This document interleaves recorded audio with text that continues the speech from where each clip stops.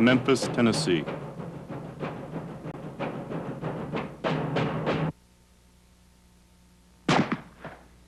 On April 4th, 1968, a single rifle shot ended the life of Martin Luther King, the pacifist leader of millions of African Americans.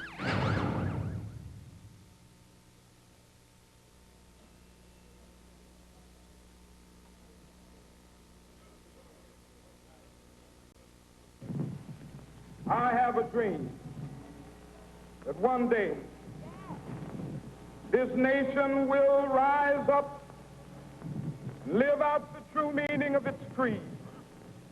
We hold these truths to be self-evident, that all men are created equal.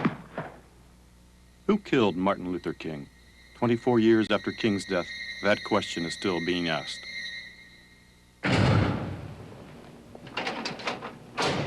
The Federal Bureau of Investigation concluded that King was assassinated by a lone gunman. He's serving out a 99-year sentence in this prison, the Riverbend Maximum Security Institution, near Nashville.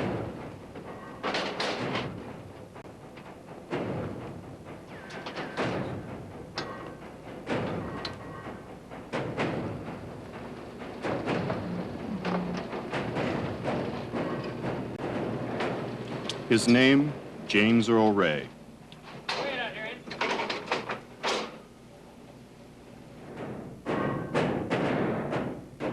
In 1968, he was the most wanted man in the world.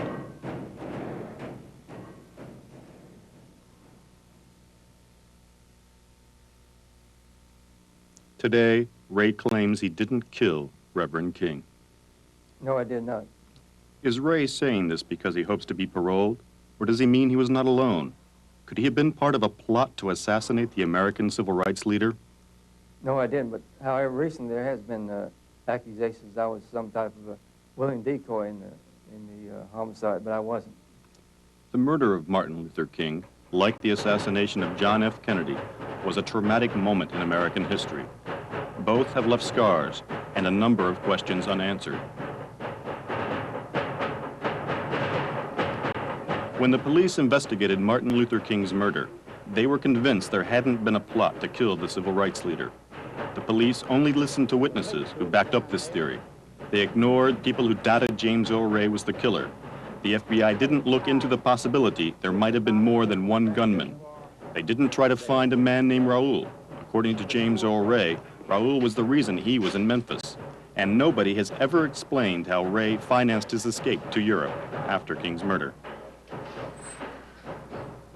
With these and other questions still not answered, it is difficult to believe the FBI's official story. The FBI insists Martin Luther King was killed by James Earl Ray, who acted alone. According to them, the case is closed. But so are the documents concerning the case.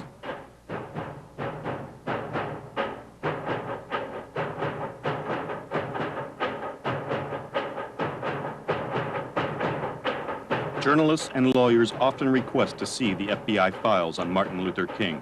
Under the Freedom of Information Act, the FBI is obligated to reply. But when the files are delivered, they are always heavily censored.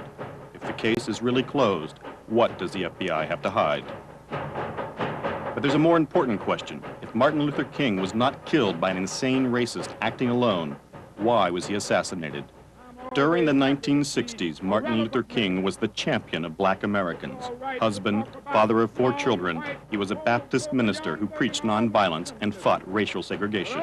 His activism got him jailed 5 times during the 60s. In 1964, when he was 35, Martin Luther King received the Nobel Peace Prize. That was 3.5 years before his death. We've got to give ourselves to this struggle until the end. Nothing would be more tragic. Early in 1968, the sanitation workers in Memphis went on strike. All of them were black. These are the people who picked up the stuff we threw away. And so they had this tremendous sign that went across their chests. It didn't say peace, justice. All it said was, I am a man. I'm a man. And so if you see me as a man, you'll treat me. They had no bathroom privileges. They made so little that when they worked all week long, they still qualified for welfare. It was 2 steps up from slavery. And so Martin said, these are the people that I am concerned about. And he came to Memphis. On March 28, 1968, King went to Memphis to lead a protest march. He was bringing the poor peoples of this nation together. Red, white, black, brown, yellow. That's a powerful coalition. That means a redistribution of the wealth. That means new tax laws.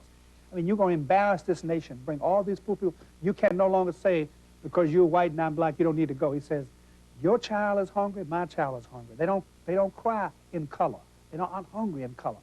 And they begin to hear that, which made him very dangerous. Dangerous indeed. By 1968, black Americans no longer tolerated racism. Some had given up on King's peaceful protests. A few had started using violence to shake the foundations of America's white establishment.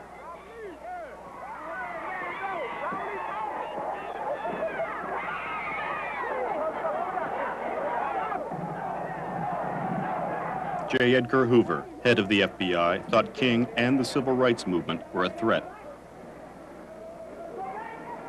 According to an internal FBI memo, Hoover decided King had to be removed from the national scene.